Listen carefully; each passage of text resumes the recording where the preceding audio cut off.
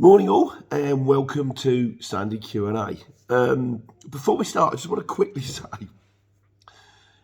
I went through messages the other day. I haven't got Messenger. I'm not on Messenger. I'm not on Facebook. I basically use, we use the email for the testimonials, but any comments, please put them in just on the comments under videos. Go to YouTube, because there's like a million things in messages of people going, I've got a question.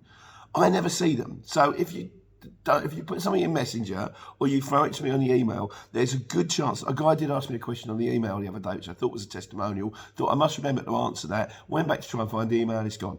The best way to get to me on the Sunday Q&A, or just in general, stick it in the comments, because every day before I do every sort of Saturday or Friday, whenever I do it, I'll go through all of the comments and I can answer questions. So if you have tried to get to me, go, that Pete, he's ignoring. Hey Barry, that geezer, he's ignoring me. He's a git. I didn't see it. So that's the first thing, please. Secondly, big hello to Liam Boyd. Hello, mate. We was in Hatfield by the roundabout. He comes past, he's tooting me. I'm like, he says, watch the channel, thanks very much. Yeah, I think I would. And then I pulled out in front of a car. The kick down didn't kick in quick enough. Like I'm going, hello, Liam. Oh, hello. That silver thing's coming a bit quick. It was fine. And of course, the big news this week. Sorry. Sorry, I've got a bit of a cold. Neptune Courier says, so reading between the lines, does it mean that the potentially nefarious Peter Coath will be making an appearance on the Beeb? Anybody watch the final of Interior Design Masters this Wednesday? The child was back on. She got brought back on by a banjo. And as Nick at London Creative said, you made a brief appearance on the show. Thankfully, I didn't blink. Yeah, I was on the telly. I was on national TV, primetime national TV, for 1 second. I think it was Andy Warhol, said in the future, everybody is going to have 15 minutes of fame. If this is true, I've still got 14 minutes and 59 seconds left, so there's something to look forward to. Anyway, I'm not going to let the fact that I've been on the TV and I'm now obviously clearly very famous go to my head. So on with the Q&A. So where's my glasses?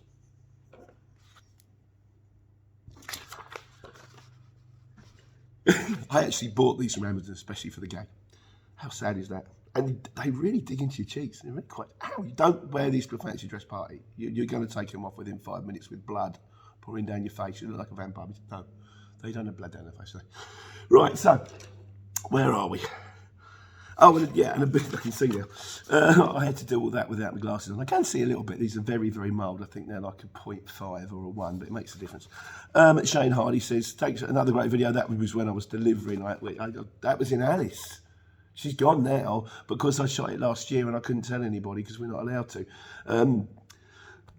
Shane Hardy says, hi Pete, another great video, thanks Shane. Giving your Molly a subscribe because everyone loves a subscriber. So I really appreciate that. Like I say, my kid's kind of doing it. She's more of an Instagram thing. She's an interior designer, but they all have to do this social media stuff now to promote themselves. But she has got a YouTube channel. So if you know someone who watches the show or watched the show or likes that kind of thing, might not be for you, but I'll do a link to her channel. Everybody loves a subscriber and, you know, it just helps the kid along a little bit. She's trying ever so hard and I really appreciate it. So, right, anyway. Okay. Testimonials. Clive Littlewood was kind enough to stick us a testimonial in, which is brilliant. It was actually quite long, and it's also really good to see it from the point of view of a shipper. A couple of things that he said I thought were very enlightening. A couple of things like the e-quotes thing. He doesn't do the e-quotes. He said, I hate it when people phone, but the problem I've got is from my personal point of view. I understand it from a shipper's point of view, the e-quotes, but from a driver's point of view, it's made a difference to me. So it really is horses for courses on that one, but I appreciate you, Clive, taking the time out to do it. Shane Hardy again says, nice to hear a testimonial from a shipper local to me. Also a shipper that aims to pay quickly. So Shane actually works for, got a couple of these actually. He says Clive's firm, off this Roadrunners, I can't remember now. Good firm. Also, Ganesh Bashira says, I can say it with all confidence that they are good people to work with. I have done small van, medium van and Luton van jobs with them, and Clive is a good one. And that's Ganesh at Tavas Express. So yeah, I really, he sounds like a decent guy, like, you know, and it's at the time, which I appreciate. So C11 Yan, the shipper, he says, I'm surprised, and bear in mind, I just read this. It's surprising, or is it disappointing, that even with 80k a month turnover, he can't cost effectively keep his own vans on the road? Just goes to show it's all about margin and move on. You can disrupt and take business away from vendors like this by having your own true fleet of vans tailored with your customer specific needs. I run a small courier company, and the local big boys with their sign written vans, it's all smoke and mirrors. Not their vans, but the sign writing and customers get wise to it. The biggest courier company in our town has one Luton van. I have 3. Small world, people talk. Now I know what you're saying here, but I have to say, in Clive's defence, he did run vans, and then they worked out as a business model. It actually worked out better for them not to run vans. I also know that one of the biggest firms on the CX that claims to have thousands and thousands of vans doesn't have a single one. It's all CX bastard. And I think an argument can be made for both sides. I think if it depends on who your customer base is. If you've got very specific customers where you're doing the same job like we have with metros, like we have with like other local firms, where you can actually, they can see the same guy rock up every day, and you have a drink, like a cup of coffee, talk to the boys, that's nice. If you have a lot of single independent customers that post very, very rarely, then arguments can be the other way. I always say, and I say it all the way, I don't presume to tell anybody what to do. You guys do you. So whatever works best for you. Van on the run. He says, good to hear from a shipper's point of view. Clearly someone who's willing to move with the times, as there has been a lot of change in the world since he started trading. Interesting point about backloads. He said, as far as I'm concerned, all jobs on the CX are a backload rate, and as it's all subcontracting work. I don't get why people go in way cheaper than the going rate home, unless they had their own customers on the way out so they can afford to. But even they are selling themselves short. I would say £10 an hour, and he said, I would say £10 an hour for waiting time in any size van these days is not sufficient. I asked £15, as it's not just the driver's time is being paid for, it's the standing cost of the vehicle too. Many people say I'm too cheap too. And again, Clive has come back on this one, and he said, yeah, I think you're right, referencing waiting time. Long while since I reviewed it, and the time has increased. So again, the guy's come in and he's gone, good point.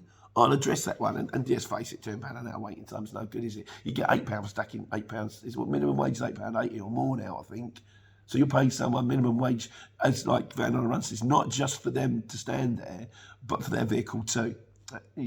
So, and also it's time out of their day that could be spent doing work that earn real money. But he said he's going to address that one. Like I say, we do the testimonials. If you've got a testimony, if you want to tell me what it's like for you as a shipper, or you as an Amazon driver, or you as your life on the CX, how it worked out brilliantly, or how it was an absolute disaster, my email address is petercoath, which is COATH @live.co.uk. Send me an email or write it in the comments. These are the ways you'll get to me. If you've got a question and you put it in the email, I can't guarantee I'm going to see it, because I'll see it, but then I won't remember to go back to it when I start making my list on like a Friday. So that, I say, the best way to get to me is stick it in the comments, please. Thank you. Right. I did one about, because Tiffy asked me how to search jobs going for your home location. I think because he's based down in Cornwall, I think he'd like to see what kind of jobs there are coming back to Cornwall. The idea being you might be able to get yourself a local firm that sends you here, there and everywhere, and you can see what chance you have of getting jobs coming back. Neptune Curious says, do you like the video? He says, but as you say, you're on small fleet. Those options aren't a basic option, but thanks anyway. Like, you know, yeah, I know, because when I used to have, I know that they've changed the app since I've had it, because I've been on small fleet now since we took the thing on, so a couple of years. So I didn't know whether they'd actually re-modified the normal, the owner driver's app, so you can see jobs going home. Clearly they haven't. Clearly they should have done. But there is the other option. I wouldn't say it's worth. Don't upgrade the small fleet. I don't know how much it costs, but don't give them any more money. They charge enough as it is. there is the other option, which is, and I've done a video on it, and I'll do a link because I believe it's one of the most important videos, because when I was on the Owner Driver app, I was seeing jobs ping up on the Owner Driver app and then sold.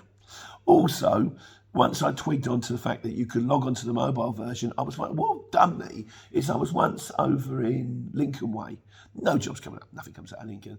And I remember the little voice in the back of my head, something Tony said. He said, you want to log on to the desktop version, but you don't even, the proper one, but you can do the mobile version. So I tried it. I got on.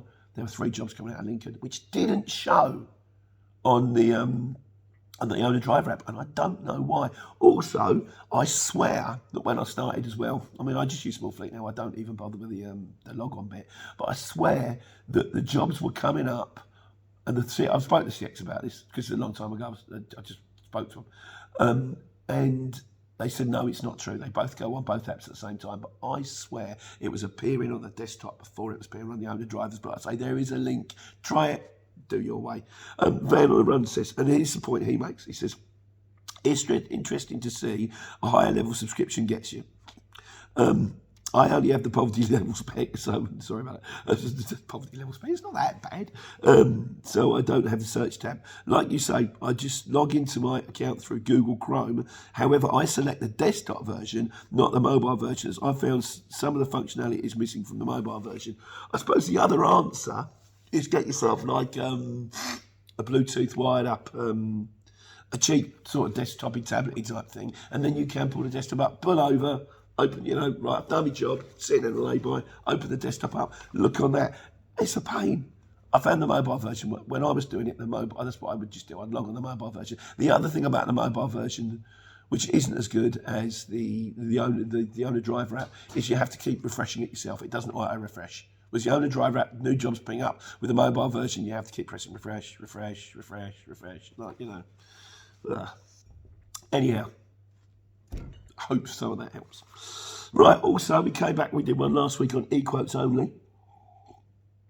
Johnny Van Courier says, hello, mates. Hope all's well, personally. I've got a bit of a cold, but it's fine. He said, I've never called a quote in. 90% of small van stuff in my area is stated as don't call. Probably is.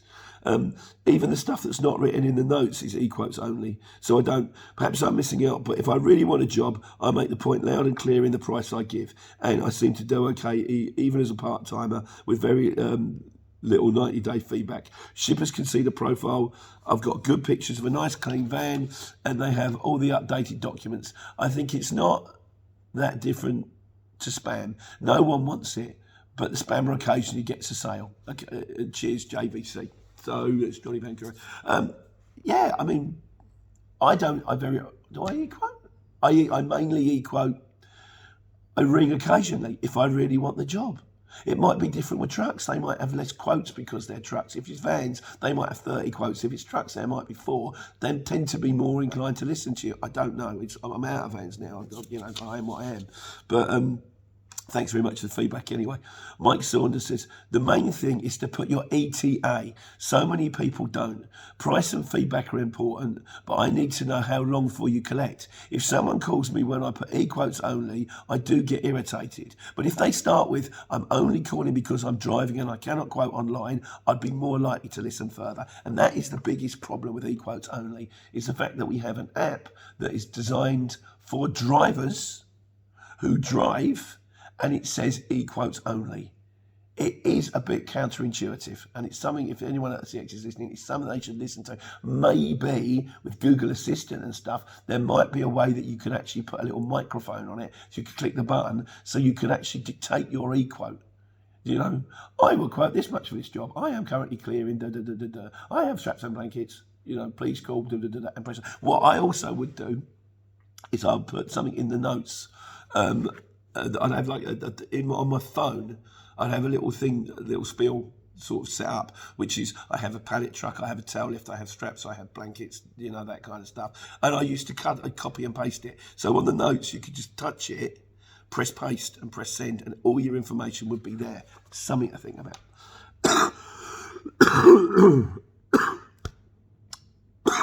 Sorry. Colds. They're irritating. Steve at SDC Services said, And I think, like again, this has been saying this is an issue for ages. Microphone guys or something. There's got to be another way around it. I can understand, like I say, from a driver's point of view, phoning can be easier. And sometimes the only way you can get to do it, keep the button hands free. Hello, I'll tell you all about it. I haven't got time to sit and write all this. I'm on a motorway and I can't. From a ship's point of view, you don't want 30 calls. There's got to be an answer. Right, on to the wise guys now. James Colvin says, right, hello, wondering if you can help. I had an at-fault accident in my car and I'm thinking about going for an HGV licence. Would I have to declare this to prospective employers and what would my chances of getting hired? Cheers. Well, Godzilla's has answered this, so I'm going to give you Godzilla's answer, which is as he said it. He said, if they ask, let them know. As it's a car, it won't make any difference, as it's not a business policy.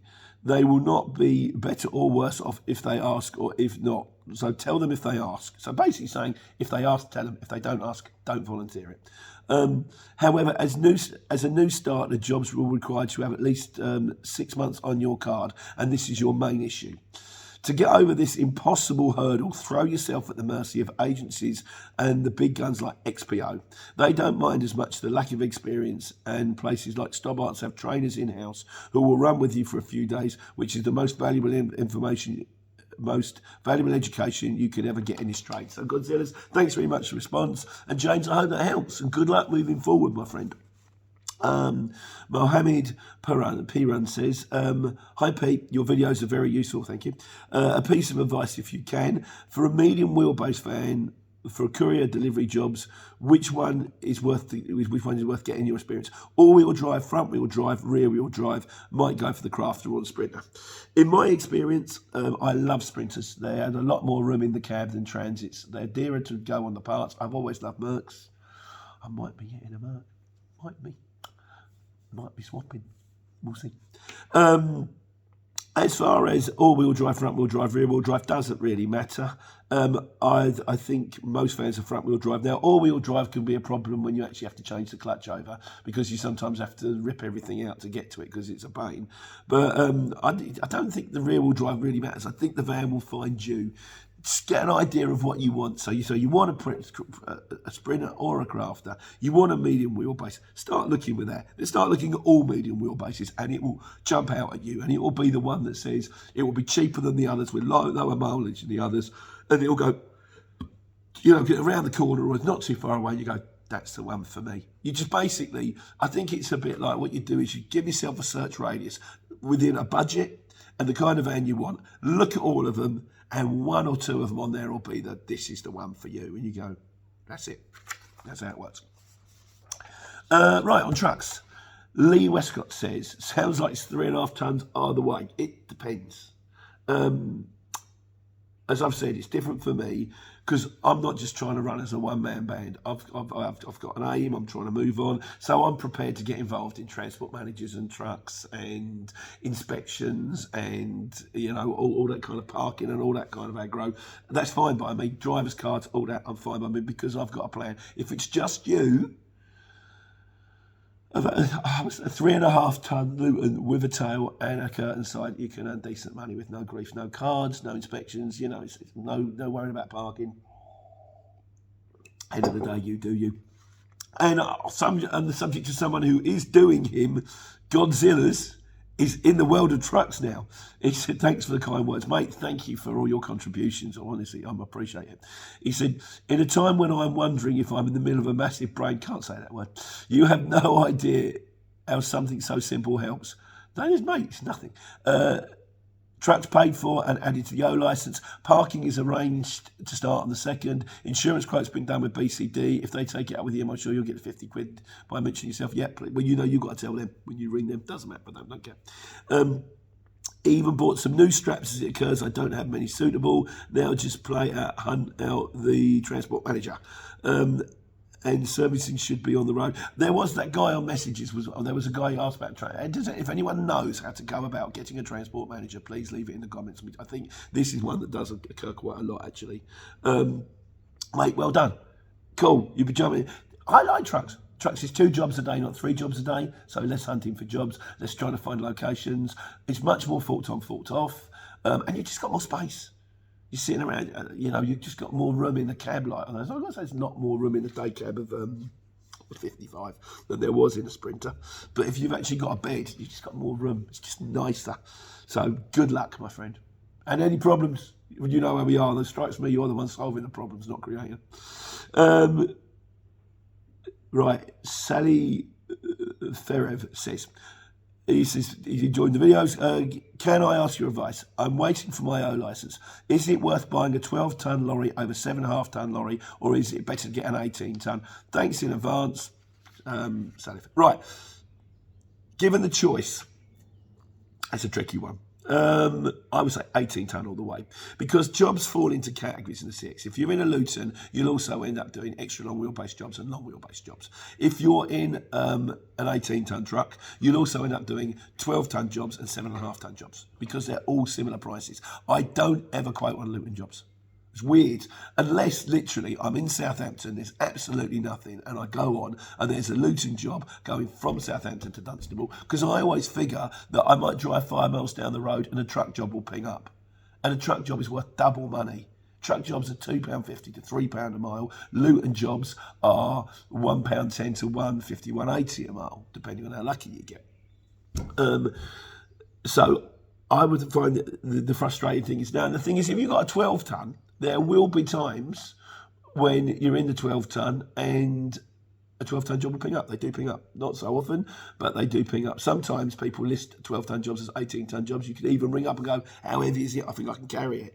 The disadvantage you've got is you've got more diesel, heavier type truck, and you can't go through 7.5-tonne areas. Some jobs in 7.5 tonnes, they will specifically want a 7.5 tonne, so 6 and 1.5 does the other. So ideally, I would say either go 18-tonne if you can, and if it's between a 7.5 or a 12, I would say look at the truck.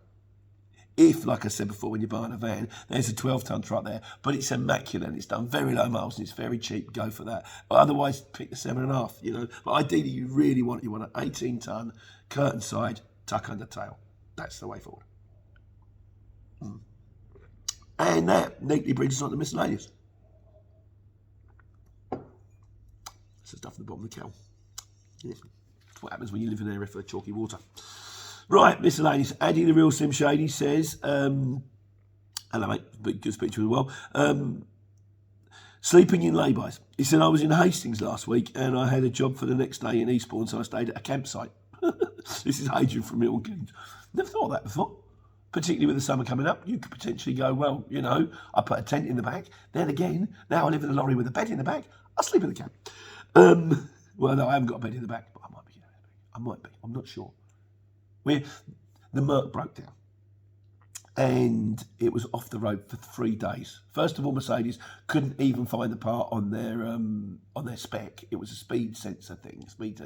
But it was on Amazon. Al found it on eBay, found it straight away. But we went into Mercs, couldn't find it. Then we finally had to put them out to diagnose it, and it was something to do with I can't remember now, the automatic change. There was some part which was linked to another really expensive part, so it cost us over £1,000 for the part, despite the fact the bit that was broken isn't the expensive bit that we had to replace. But it's now working again. And Al says, I can't be having the truck off the road for, it was nearly a week. Broke down on Monday morning. We didn't get it back on the road until Friday. He said, I'm just going to party for DAF. Because DAFs are easy to diagnose. The parts are readily available. They're cheap to repair. But I've always wanted a Merc. And I said, if you want to swap it for a DAF, you can swap it for my DAF. Because my DAF's actually a good truck. It's only done 280,000 miles. It's a good, tidy truck. Nothing wrong with it. And he went, okay. So I'm just going to wait and see if the driver's happy with it, because I don't want to. I know he's my driver and it's my company. At the same time, it's his lorry, and if he really, I'll have to speak to him and see what he says. But hopefully, I might be getting the Merc. I've always wanted the Merc. When he came in, I went, I want that one. Right, Leachy001 says, Having just started on the CX, I feel some of the payment terms are a mickey take. 45 days from the end of each month is not right. I'm sure the shipper will want paying from their client ASAP or probably do the job or before the job goes out. Would be good to know the reasons why it takes so long to get paid. We'll do one on that. The thing you've got to bear in mind, Leachy, is the fact that the CX is just a linking platform. Basically, all it does is put potential van drivers, couriers, in touch with people that have got jobs for them, but they don't have anything to do with how much the people that put the jobs forward for, what arrangement they have with their customers, how quickly they get paid. Some of them might say get paid for their customers in a week. Some of them might have to wait 60 days. There's no sort of regulating framework between the job. They're just going, they go, look, we've got some jobs. Would you like them? We've got some jobs. I know some guys with some jobs. Do you want some jobs? This is this job. This is this job. You look at it, oh, that job's nice. That job doesn't get paid. You can look at the terms of payment and go, something else we used to do is in the early days, I'd look at the job, and if the job, paid in 90 days, I just wouldn't take it. God, I'm waiting 3 months for my money. Just stuffed. I'll go and do another job instead. But yeah, you are right. I might try and do that in a video on its own, although we're backing up a bit. So, also, Jeremy Hawke says, he said, we are not on the CX, but I obviously know about it. In support of the CX, I will say that it does get some bad press. Those that whinge and complain about it should not be running a business in the industry. The CX should not be providing your main work, but you should be getting lucrative return loads. Ideally, that's what it's supposed to be for. Exactly what the site is for, yeah, as he says. If you are depending on the CX for your main work, it is not working, then it's your fault. The truth of the matter is, Jerry, we get a lot of our work off the CX, but what was kind of morphed into is the fact that we know a lot of local courier companies and they've all got their own vehicles, but you're not going to have like 10 trucks and only run for, if you've got a firm that wants 4 lorries every day, you run 4 lorries. You don't run 8 and have 4 of them sitting there. But then one day that firm rings you up and they go, oh, we need 5 today, we've got a bit extra. That's when they ring us. We're kind of the overflow firm, and that's where we kind of fit our niche, and I'm very happy with it. It's all working okay for us. Jimmy also goes on to say, Pete, you often touch on vehicle hire. I don't think it's for the subcontractor. Here are my costs. 2 Peugeot Boxers, 1,100 per month each. We are running them flat out for our end user customers, often with full pay return loads. So it makes sense for me. We always have new vans with no drama because he's got customers, which is like nailed on. So you can work out what's coming in and what's going out, which is the way forward if you can do it. Brilliant. Well done, you, Jerry. So it makes sense for me. We always have new vans with no drama. Should things ever get tough down here in Devon, I would not hesitate to swap them out for old 4 Grand Sprinters. No problem with the option either. So thanks very much for the input as always. Lovely. Like I say, the child was on the show. I hope you enjoyed it. They did say in the final, I almost didn't watch it, so I got a needle. They said that she wasn't going to be in it much, and then I started watching it, and it turned out to be the Molly show. So yeah, we're very, very proud of her. So anyway, and in conclusion this week, Charles Layton says, off topic, mate, where did you get your glasses? I absolutely love them. Amazon. They were about £5.30, but they really do dig into your cheeks. Look. I paid a chink for these. I'm going to get the gag twice. In all honesty, they were Amazon. They were about a tenner. They ain't dear. And I don't know what Lisa typed in. National Health glasses, Michael Caine glasses, Alfie glasses, I don't know, but they literally were. They looked like that. I have tried to pester my wife to see if she can find them, because she bought them a while ago, and get the link, and she does what everybody does in my life. They go, yeah, I'll do that. Then nothing happens, and I have to do it myself. Still, it's not about life, is it? So that's it. Enjoy your bank holiday, everybody. Have a wonderful time in the lack of sunshine, because it's cloudy all the time, boring weather. And when it all comes back, take care, take money.